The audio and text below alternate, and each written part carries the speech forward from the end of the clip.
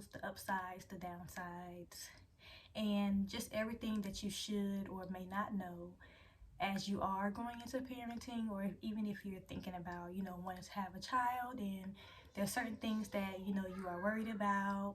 So I'm going to clarify a lot of those things, even if you are a parent now and you are struggling with some of these. Most things that you struggle with as a parent is very normal. So a little backstory about myself. I am a mother of two. I became a mother at the age of 19. They are 4 and 2 years old. They are very much beyond their years. I have two daughters, Alea and Araya. And I have my challenges at times where it feels like, I'm failing or I'm not doing enough. Being emotionally there for your children goes a really long way. And, you know, you're not going to get everything right. So let me just go ahead and get started with the 25 tips. The first tip that I have is that you'll always feel like you're not doing enough. And no matter what is going on, just always just look at your children to see how happy they are with you. You know what I'm saying? And just always tell yourself, you're doing what you can. Everything is going to come when it needs to come. God isn't going to put you through anything that he know you can't get through. My second fact would be your children see you as the best. That kind of ties in with the first fact.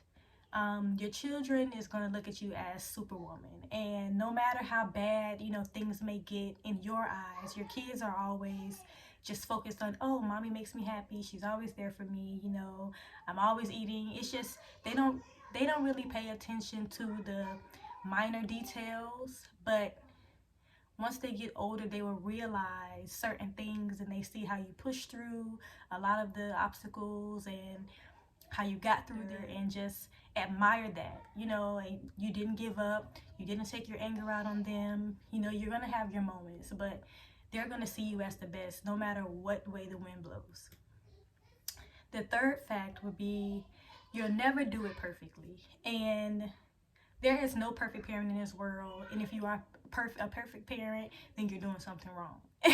And I, that is just very honest. You're gonna make mistakes. Everything that you do isn't gonna be the best, and sometimes it takes those bad moments, those bad times, grow you as a person, and just to, strengthening you. Number 5 would have to be your children admire you.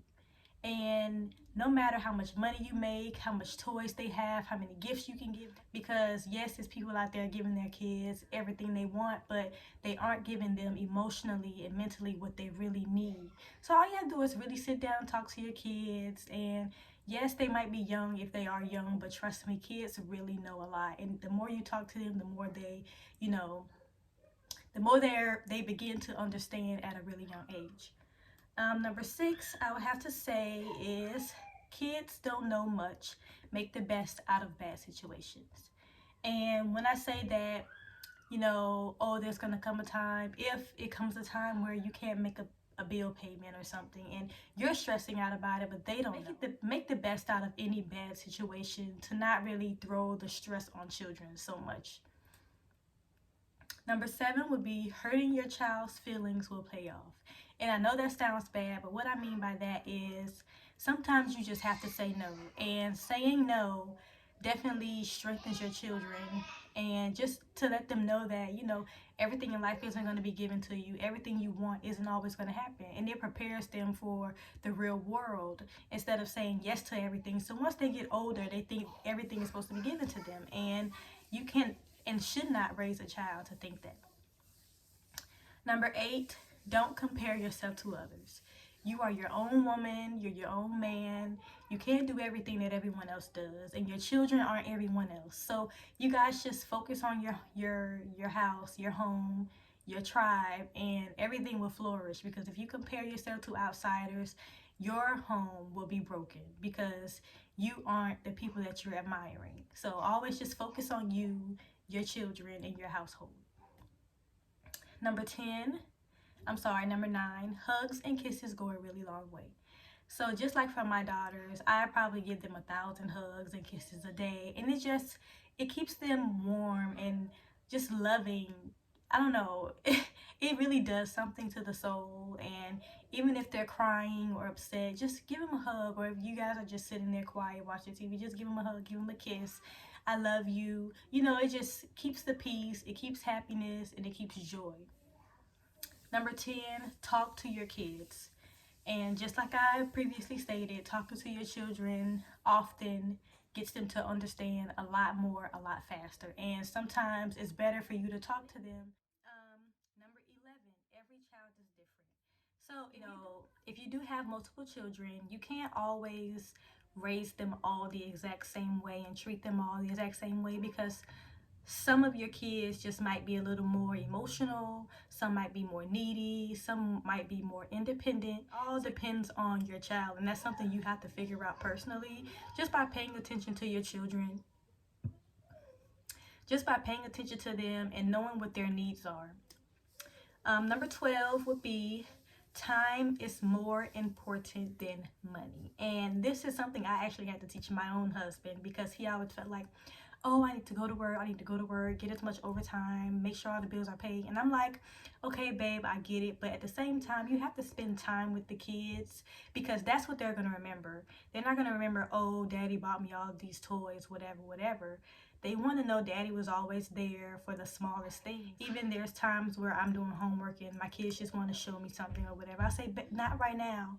And I actually sit down and reflect on that. And, nothing is more important, and they just want to show me something. It'll take 5 seconds, and and I can go right back to doing my work. It's never that serious. Time, you can never get time back. 13, enjoy every moment, they go by fast. And I personally realized this when I got my first daughter, and she was one in a blink of an eye, and I felt like I didn't really enjoy her being a baby, and just catering to her needs when she actually needed me. And she started to become very independent very fast, and it kind of saddened me a little bit, because I was like, oh, I want her to need me. But it's just a way of life. They grow.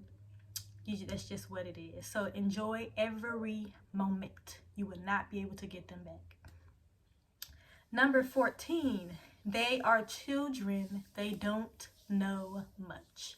And that goes back to me saying about how, make the best times, or make the best out of the worst times. And kids don't know much. They don't know when the bills aren't getting paid, or oh, I missed a payment, or just adult worries, and I feel like you should never put that off onto your children. Don't let them know what's going on.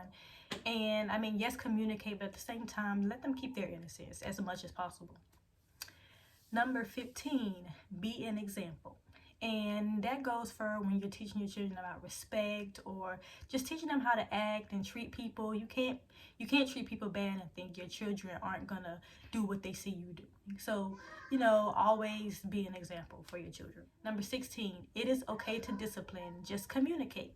So when there are times, you're gonna have where your children aren't doing something that you're telling them to do, and it's okay to punish them. Maybe take the toys, or take away the TV or the game, or whatever it is that they like.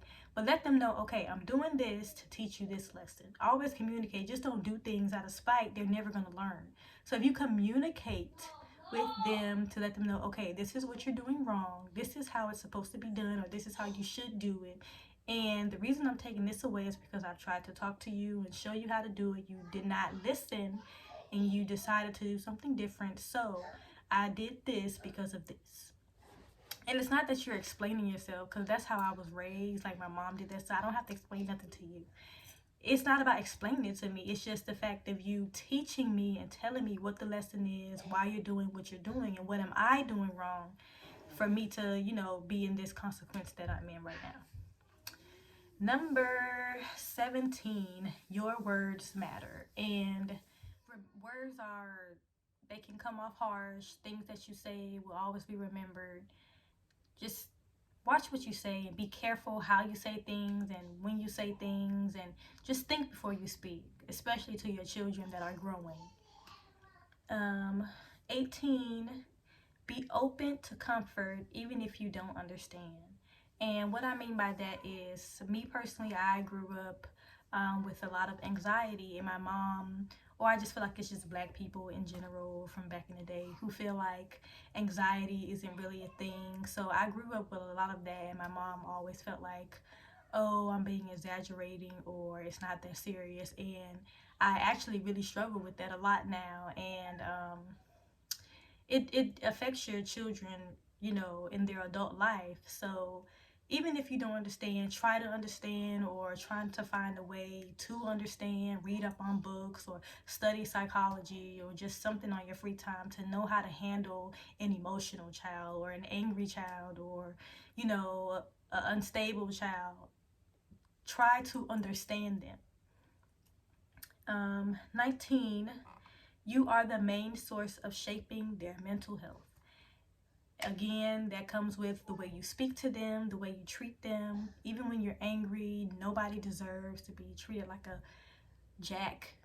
But, and you know, just watch what you do and say to your children at all times and how you treat them, because they will remember it forever. It would affect them. And then if they feel like you don't care, or you're not trying to understand them, it will not turn out the best for them, because then they will grow up suffering from that and not knowing how to deal with it. Number 20, learn how to deal with things you don't understand. Well, that kind of goes with number 18. You know, just always just try to understand. Let them know that you're trying to understand. Talk to them, communicate with them, and I'm sure they will be more open, you know, to talk to you because of the fact that you are trying to understand them. Pick up on a lot, and as children, yes, they do pick up on a lot, and you just have to watch what you do and say around children, because they will never. I'm not doing my nails, baby. What are you doing? I'm talking to the camera. To the camera? Yes. You want to come in the camera?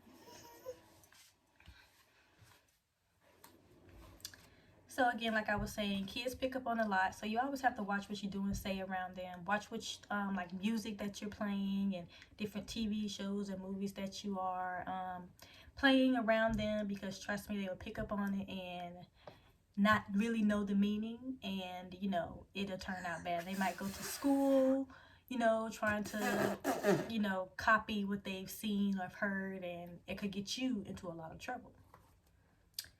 22, apologize. It is okay to apologize to your babies when you do something wrong. Yes, it's okay to apologize to them. It'll just make them more comfortable. So this is my 2-year-old. Her name is Araya, and this is Alea. They just got done eating. Say hi. Hi. This is my 4-year-old, Alea, Araya. So yes, like I was saying, definitely apologize to your children. It's okay to be wrong, and to admit that you're wrong definitely teaches them, you know, okay, yeah, it's going to be times where you're wrong. It's okay to apologize and try to correct yourself. 23, it's okay to have time for yourself. Creating time for yourself definitely helps you as everybody needs time to reflect and, you know, just to breathe, recharge. It's okay for that. You're not, you know, putting your kids to the side. You're actually doing something great, you know, to help your children, to take care of you.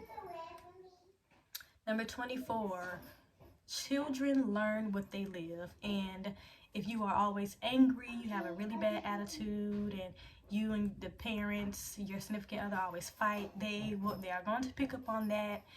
They see men or women in and out of your life or in and out of the house. They're going to grow up on that, pick that up, and just kids copy what they see their parents do, because for one, they are your biggest fans. So always be careful. Thank you. Good job. Number 25, reassure everything to them. Let them hear it. Let them know, I'm proud of you. I love you. You're doing great. Even if, you know, they know they're doing great, or they know they're doing a great job.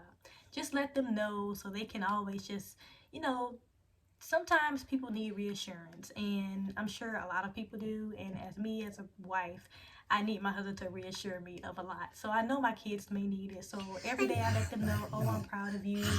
I know you're doing, I know you're doing the best that you can, and you know, just keep it going. So those are the 25 facts of being a parent. And thank you guys for watching, and I hope I helped somebody out, a single parent, a couple of parents. I hope I helped you guys out. See you in my next one. Thank you.